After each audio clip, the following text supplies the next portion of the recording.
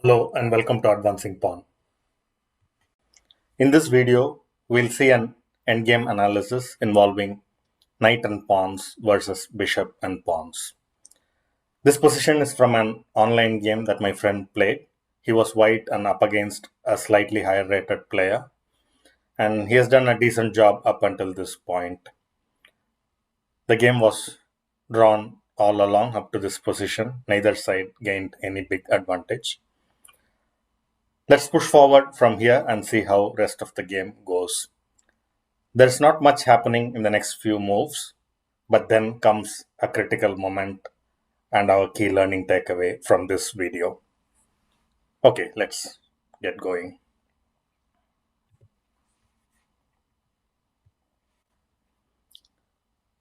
White goes king f3. I guess white is trying to see if king can get to g4 and attack the g5 black pawn. And black goes bishop d7, promptly defending the g4 entry point. Knight d5 attacks b6 pawn. King c6 defends the pawn. Knight goes back to c3. Knight at c3 is good positioning because white's pawn controls a5 and c5, and the knight takes care of covering b5 and d5, so that pretty much forms a barrier along the fifth rank and stops the black king from penetrating into white's zone. Bishop to e6, king e3, bishop g4, king d3, bishop f3. So not much is happening. Both sides are just maneuvering to see if there is any entry point or a possibility to attack. King back to e3, bishop back to g4, king d3 again, bishop goes back to e6, king e3, king d6, knight b5 check, king goes back to e7, knight c7 attacks the bishop.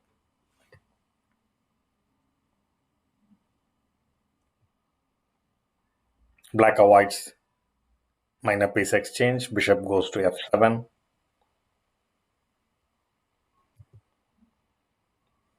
knight to d5, and at this stage black decides to go forward and exchange the final minor pieces off the board and make it a king and pawns endgame.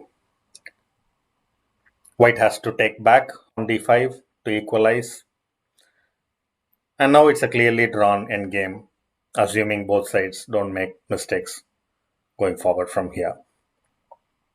And it is at this point that black moved king to d6, and it's a blunder.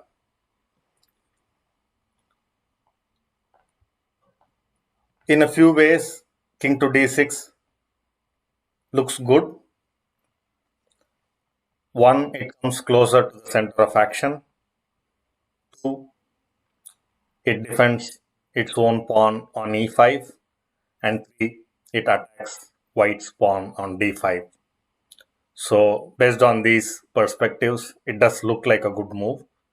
But why is it a blunder? Because after white's king e4, black king doesn't have any good square to move into. It can't get to e6 to continue defending its pawn because white's pawn is controlling e6. It can't go to c6 either, but anywhere else it goes like c7 or d7 or e7. it loses contact with its pawn on e5. So white can win the pawn and hence the game along with it. Black can just temporarily delay the disaster by one move because it still has pawn moves available. Let's say black goes e4, but fortunately for white, there is an equal waiting move on the other side. So b5 from white. And now the pawns are all locked up. It's a deadlock. And now the only piece for black that can move on the board is the king. And there's no good square for the king to move into to continue defending the e5 pawn and safeguarding the game. This position is called a Zugzwang in chess. A Zugzwang is a position where you don't want to move. Moving anywhere from the current position puts you at a disadvantage. Ideally, black king would like to stay put on d6 and just pass the move back to white. But there is no such option in chess to skip or pass your move. At each turn, you will mandatorily have to make a move. And that's the problem for black now. Let's say black is going back to the 7th rank, which is what happened in the game. King d7, white captures on e5, king e7, d6, king d7, king d5, king d8, king c6, and now black's other pawn on b6 is gone. King c8, white gobbles up another pawn. King d7, king c5, and now white has clearly consolidated its advantage with two extra pawns, and it is at least going to queen one of these pawns and win the game from here.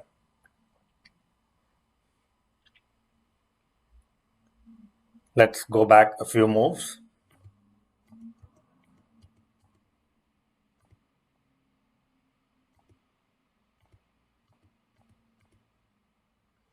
Yeah, so from this position, we saw king going back to d7. Something else be done? The only other possibility is to go to c5 to try and counterattack white's pawn on b5 and see if that compensates for losing the central pawn on e5. Let's see if that helps. White captures on e5, black captures on b5, d6, and you can see by now that white's passed pawn is far ahead in its journey towards queening compared to black's pawn on b6. King c6 clears the way for black pawn to move forward and also temporarily defends white's d pawn from going to d7, but king e6, let's say b5 and d7, and white's pawn is going to queen much sooner and comfortably stop black's pawn from queening. So white is clearly winning from here. Let's go back.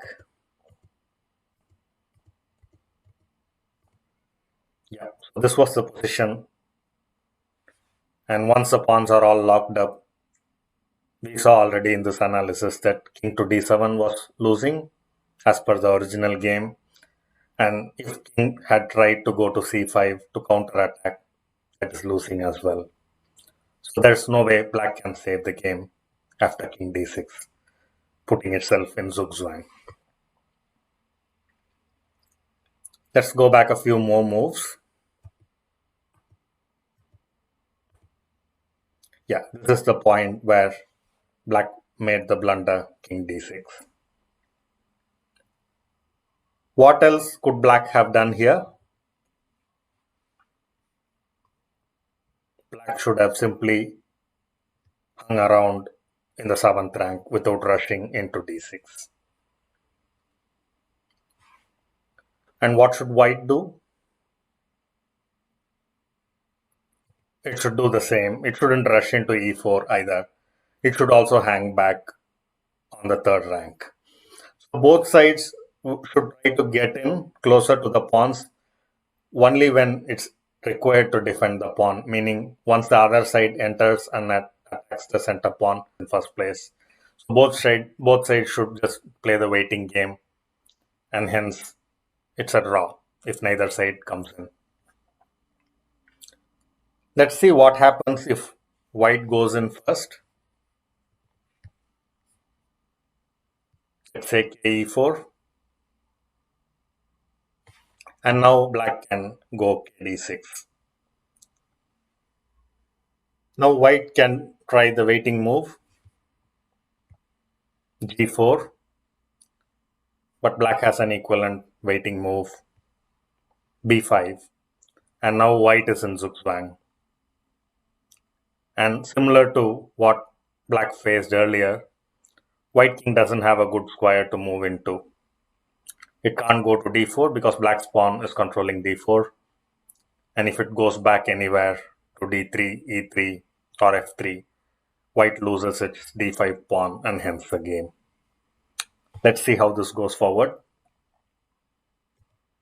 e3, black captures on d5, kd3, e4, e3, ke5, ke2, kf4, kf2, and black captures another pawn on g4, ke3, kf5, and it's pretty much a replica of what we saw from the other direction a little while ago. Black is now 2 pawns ahead and is clearly winning the game. Let's go back a few moves.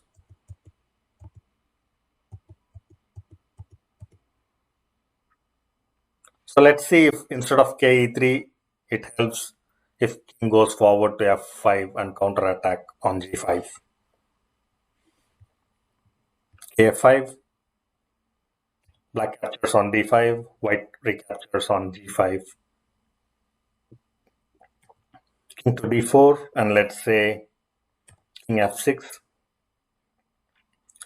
Both pawns have 4 moves to queen, but black goes first, and let's see if that's a decisive advantage. e4, g5, e3, g6, e2, g7, e1 queen, g8 queen, and now queen to e5 check. And wherever white king moves, black can give a check that lines up white's king and queen and force an exchange. So let's say king to f7, queen d5 check, and when the king moves out, queens can be exchanged off the board. The same can be done if white king had gone to g6 as well. The queen can give a check along the g file and force the exchange.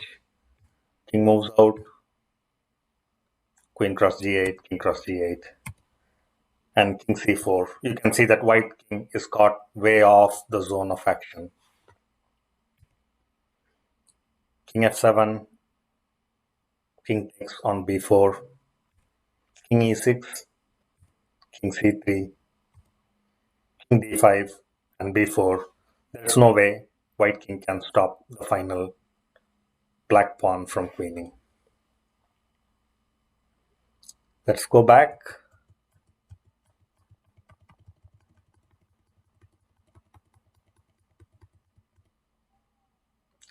Yeah, so after the pawns are locked up, we saw that king e3 was losing and counter-attacking with king f5 is also losing.